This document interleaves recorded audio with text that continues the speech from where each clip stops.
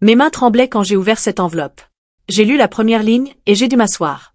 Parce que l'homme pour qui je cuisinais tous les jours, l'homme qui m'avait soutenu dans chaque échec, chaque épreuve, chaque moment difficile, me cachait 2 millions de dollars.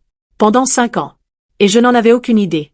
Je me souviens d'être resté debout dans cette cuisine, encore en tablier, ce papier à la main, et j'ai blêmi.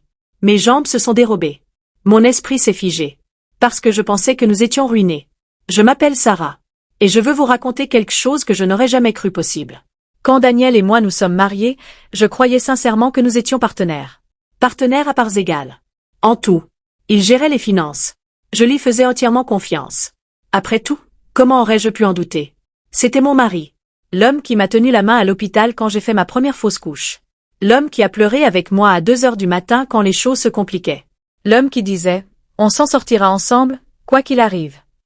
Alors, quand il me répétait chaque mois que l'argent manquait, je le croyais. Quand il disait qu'on ne pouvait pas se permettre de partir en vacances, je le croyais. Quand il me disait que je devais réduire les dépenses alimentaires parce qu'on avait des difficultés, je le croyais et je me sentais coupable rien qu'en lui demandant.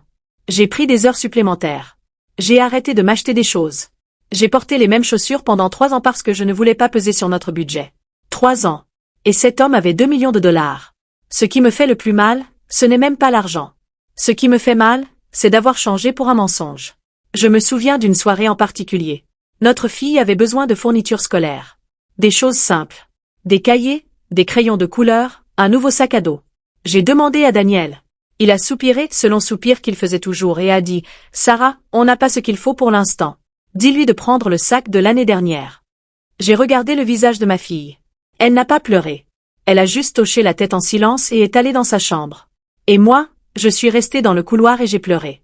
En silence. Parce que je me sentais comme une mauvaise mère.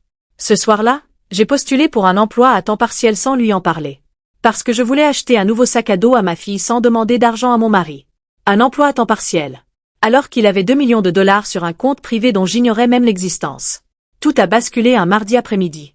Daniel était en déplacement professionnel. Du moins, c'est ce que je croyais. J'ai reçu un appel d'un numéro inconnu. C'est bien Sarah? Oui. Qui est à l'appareil? Je m'appelle Robert. Je suis l'avocat personnel de votre mari.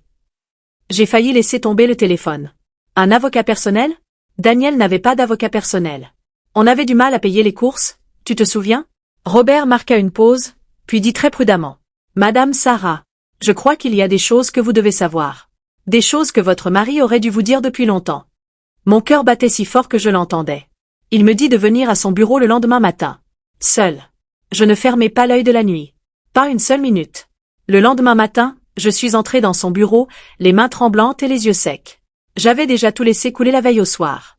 Robert s'assit en face de moi, ouvrit un dossier et le fit glisser sur la table. Votre mari a un compte privé depuis 5 ans, dit-il doucement. Le solde actuel s'élève à un peu plus de 2 millions de dollars. Je fixai ce papier. Je lus le chiffre 3 fois. 2 147 000 dollars. J'avais l'impression que la pièce tournait. Robert continuait de parler, mais je ne l'entendais pas bien. Sa voix me semblait lointaine. Comme si j'étais sous l'eau. Puis une phrase m'a interpellée. Madame Sarah, votre mari a demandé le divorce. Il compte faire valoir ce compte comme son seul bien personnel. Il m'a engagé pour constituer son dossier. Il marqua une pause. Mais je ne peux pas. Je levai les yeux vers lui. Je vous ai observé pendant 5 ans à travers ses propres récits. Vos sacrifices. Vos abandons. Vos souffrances. Il referma le dossier. Je ne suis pas ce genre d'avocat. Et ce n'est pas ce genre d'affaire. Robert ne s'était pas contenté de me prévenir. Il m'a tout remis. Chaque document. Chaque transaction. Chaque virement. 5 années de documents financiers cachés, tous imprimés, classés et placés entre mes mains avant même que Daniel ne sache que son propre avocat m'avait appelé. J'ai contacté mon propre avocat le même après-midi. Quand Daniel est rentré et a mentionné nonchalamment qu'il voulait parler de quelque chose d'important, j'avais déjà 3 coups d'avance. Je me suis assis calmement à la table de la salle à manger. J'ai croisé les mains. Et j'ai dit, je le sais déjà, Daniel. Mon avocat aussi. Il est devenu livide. C'était le moment décisif. Je ne vous raconte pas cette histoire pour qu'on me plaigne. Je vous la raconte parce qu'en ce moment même, quelque part, une femme cumule 2 emplois pour acheter un sac à dos à sa fille, alors qu'une personne de confiance lui ment effrontément. Et je veux qu'elle sache.